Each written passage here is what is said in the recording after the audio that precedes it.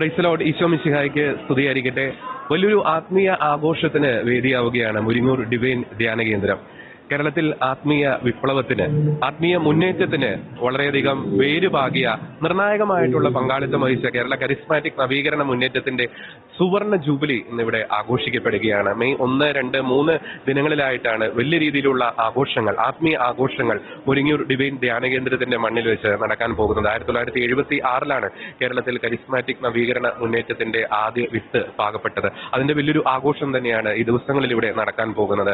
അഭിമന്യ പിതാക്കന്മാർ, കേരളത്തിലെ ധ്യാന ഗുരുക്കന്മാർ, പ്രശസ്തരായിട്ടുള്ള വചന പ്രഘോഷകർ, കേരളത്തിന്റെ 24 സോണുകളിൽ നിന്നും, കരിസ്മാറ്റിക് നവീകരണ മുന്നേറ്റത്തിന്റെ 24 സോണുകളിൽ നിന്നും ഏകദേശം 5000-ഓളം പ്രതിനിധികൾ ഈ ദിവസങ്ങളിൽ ഇവിടെ പങ്കെടുത്ത് പ്രാർത്ഥനയുടെയും കൃതജ്ഞതയുടെയും ദിനങ്ങളാക്കി ഈ ദിനങ്ങളെ മാറ്റാൻ പോവുകയാണ്. ഒപ്പം ലോകത്തിന്റെ വിവിധ ഭാഗങ്ങളിൽ നിന്നും കരിസ്മാറ്റിക് നവീകരണ മുന്നേറ്റത്തിന്റെ പ്രതിനിധികൾ ഇവിടേക്ക് എത്തിച്ചേരുന്നുണ്ട്. ശരിക്കും ഒരു ആഗോള മലയാളി സംഗമം തന്നെയാണ് കരിസ്മാറ്റിക് നവീകരണ മുന്നേറ്റത്തിന്റെ സുവർണ ജൂബിലിയോടനുബന്ധിച്ച് ഇവിടെ നടക്കാൻ പോകുന്നത്.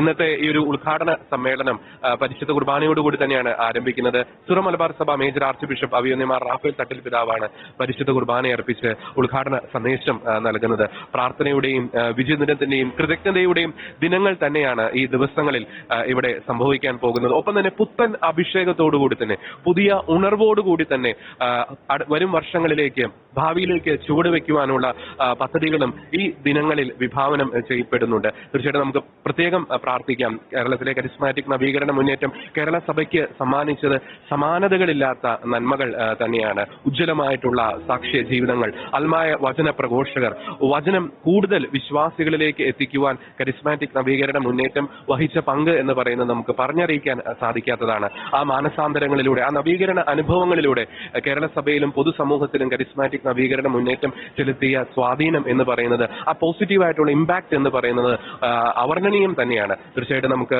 പ്രാർത്ഥിക്കാം. കരിസ്മാറ്റിക് നവീകരണ മുന്നേറ്റത്തെ ഓർത്ത് നമുക്ക് കർത്താവിന് നന്ദി പറയാം. പ്രാർത്ഥനയോടുകൂടി തന്നെ ഈ ദിനങ്ങളിലെ ചടങ്ങുകളെ നമുക്ക് വീക്ഷിക്കാം. ഇവിടേക്ക് കടന്നു വരുന്ന ആത്മായ പ്രതിനിധികൾ, വൈദികർ, ഒപ്പം തന്നെ അഭിമന്യ പിതാക്കന്മാർ, സന്യസ്തർ, ഇവർക്ക് എല്ലാവർക്കും വേണ്ടി നമുക്ക് പ്രാർത്ഥിക്കാം. കേരളത്തിലെ കരിസ്മാറ്റിക് നവീകരണ മുന്നേറ്റം ഈ ഒരു സുവർണ ജൂബിലി ആഘോഷത്തോടുകൂടി, പുത്തൻ അഭിഷേകത്തോടെ, പുതിയ ചുവടുവെപ്പോടുകൂടി തന്നെ ഭാവിയിലേക്ക് ചുവടുവെക്കുവാൻ ഈ ആത്മീയ ആഘോഷങ്ങൾ കാരണമാകട്ടെ എന്ന് നമുക്ക് തീർച്ചയായിട്ടും പ്രാർത്ഥിക്കാം. ഈ 3 ദിനങ്ങൾ ഇവിടെ നടക്കുന്ന ആത്മീയ ആഘോഷങ്ങൾ അതിന്റെ യഥാർത്ഥ ആത്മീയ തനിമയോടുകൂടി തന്നെ ഒപ്പിയെടുത്ത് പ്രേക്ഷകരിലേക്ക് എത്തിക്കുവാൻ ഷെക്കേന ന്യൂസ് ഈ ഒരു വേദിയിൽ തന്നെയുണ്ട്, മുരിങ്ങൂർ ഡിവൈൻ ധ്യാന കേന്ദ്രത്തിൽ തന്നെയുണ്ട്. നമുക്ക് ഏതായാലും തീർച്ചയായും പ്രാർത്ഥനയോടെ ഈ ദിവസങ്ങളിലെ ശുശ്രൂഷകളിൽ നമുക്ക് പങ്കെടുക്കാം. കരിസ്മാറ്റിക് നവീകരണ മുന്നേറ്റത്തിന് വേണ്ടി പ്രത്യേകം നമുക്ക് പ്രാർത്ഥിക്കാം. ഇപ്പോൾ നമ്മോടൊപ്പം ഉള്ളത് KSTയുടെ വൈസ് ചെയർമാൻ, ഏറ്റവും ബഹുമാനപ്പെട്ട ഷാജി ബ്രദറാണ്. ബ്രദറെ, ഇപ്പോൾ 3 ദിവസം വലിയൊരു ആത്മീയ ആഘോഷമാണ് ഇവിടെ നടക്കാൻ പോകുന്നത്. ഈ 3 ദിവസത്തെ പ്രധാനപ്പെട്ട ചടങ്ങുകളെ പറ്റി ഒന്ന് വിശദീകരിക്കാം. ശരിക്കും കേരളത്തിൽ കരിസ്മാറ്റിക് നവീകരണം വന്നതിന്റെ 50-ാം ആണ്ടിലാണ് നമ്മൾ.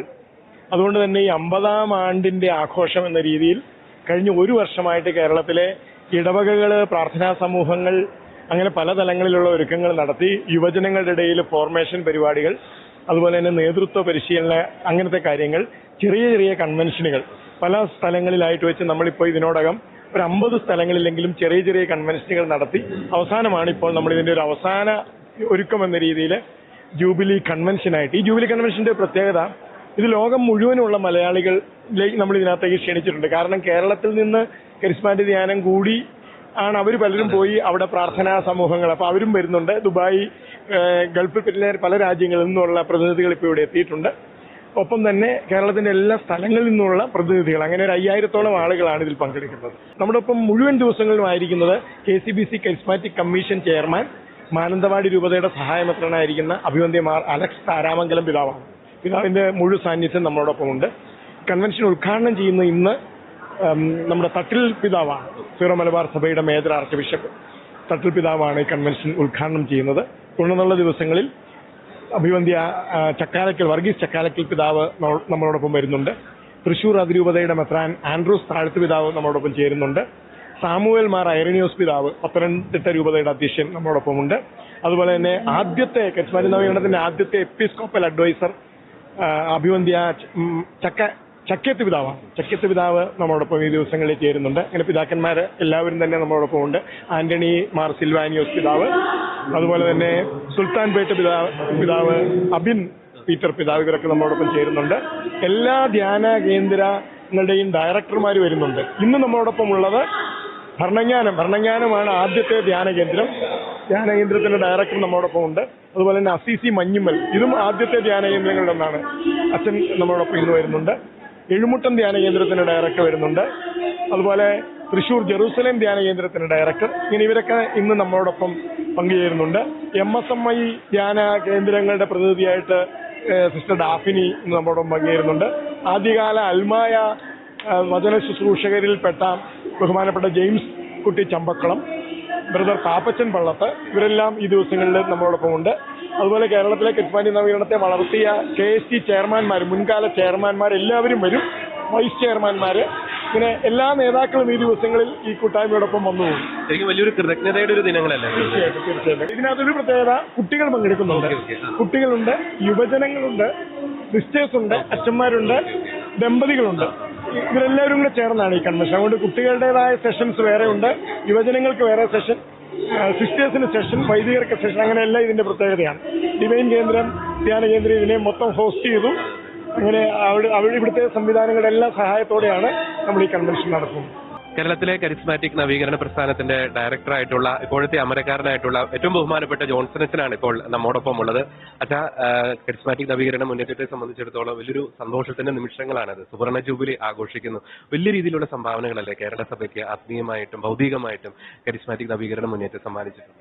തീർച്ചയായിട്ടും. കേരള കത്തോലിക്ക സഭയുടെ ഏറ്റവും പ്രധാനപ്പെട്ട കാര്യമെന്ന് പറയുന്നത് വലിയ പാരമ്പര്യം അവകാശപ്പെടുന്ന സഭയാണ് കേരള കത്തോലിക്ക സഭ. ഭാരത സഭയിൽ 2 ക്രിസ്തു ശിഷ്യന്മാര് പ്രേക്ഷിത പ്രവർത്തനം നടത്തിയതാണ്. അപ്പോൾ വളരെ പാരമ്പര്യം അവകാശപ്പെടുന്ന സഭയ്ക്ക് സഭയുടെ തനിമയും സഭയുടെ സ്വഭാവവും ലഭ്യമായത് കരസ്മാറ്റിക് നവീകരണത്തിലൂടെയാണ്. 1976 നവീകരണം ഇവിടെ വന്നതോടുകൂടിയാണ് ശരിക്കും പറഞ്ഞാൽ ആത്മാവിനോട് ചേർന്ന് പ്രവർത്തിക്കേണ്ടതിന്റെ ആവശ്യകതയും ആത്മാവിനാൽ പ്രേരിതമായി ഈ ഭൂമിയിൽ ജീവിക്കേണ്ട നന്മയെ പറ്റിയുമൊക്കെ ഒരു വലിയ കാഴ്ചപ്പാട് മനുഷ്യർക്ക് ലഭിച്ചു. അതുകൊണ്ട് തന്നെ നവീകരണമാണ് സഭയ്ക്ക്, കേരള സഭയ്ക്ക് ഒരു പുതുമുഖം, ഒരു യുവത്വം നൽകിയതെന്ന് തീർച്ചയായിട്ടും നമുക്ക് അവകാശപ്പെടാം. അപ്പൊ അതിന്റെ ജൂബിലി ആഘോഷിക്കുമ്പോൾ ഏറെ സന്തോഷത്തോടു കൂടി തന്നെയാണ് സഭ ഇനിയും മുന്നോട്ട് പോകാനായിട്ട്.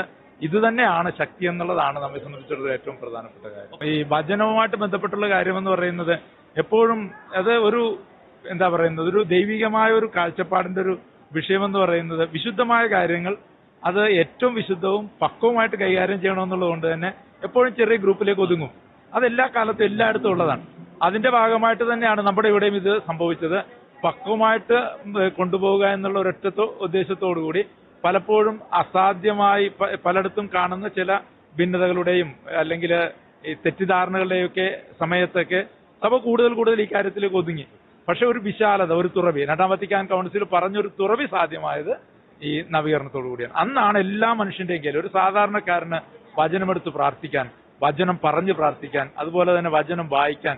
ഇന്ന് നമ്മൾ കാണുന്ന ഏറ്റവും വലിയ സന്തോഷം പറയുന്ന കാര്യമെന്ന് പറയുന്നത് ഒത്തിരി മനുഷ്യര് ഉൽപ്പത്തി മുതൽ പുറപ്പാട് വരെ സ്വന്തം കൈപ്പടയിൽ എഴുതി സൂക്ഷിക്കാൻ തുടങ്ങിയിരിക്കുന്നു. ഇതൊക്കെ വലിയ മാറ്റമാണ്. കാരണം ചിന്തിക്കാൻ കഴിയുന്നതിനപ്പുറത്തേക്ക് വലിയൊരു മാറ്റം കേരളക്കരയിൽ വചനത്തിന്റെ കാര്യത്തിൽ തന്നെ സംഭവിച്ചത് ഈ നവീകരണം കൊണ്ട്. അപ്പോൾ പുത്തൻ അഭിഷേകത്തോടുകൂടി ഇനി ഭാവിയിലേക്ക് ചൂടുവെക്കാൻ ഈ ദിവസങ്ങൾ സഹായകമാവില്ലേ? തീർച്ചയായിട്ടും. കാരണം നമ്മളെ സംബന്ധിച്ചിടത്തോളം ഈ കാലഘട്ടത്തിൽ മുഴുവനും സഭ എങ്ങനെയാണ് ഇതിവിടെ എത്തിപ്പെട്ടതെന്ന് പലപ്പോഴും നമ്മൾ ഈ വളർച്ച 50 വർഷം എത്തി നിൽക്കുമ്പോൾ ഒത്തിരിയേറെ ഘടകങ്ങളും ഉപഘടകങ്ങളുമായിട്ട് വലിയ വളർച്ചയും മാറ്റവും സംഭവിച്ചു.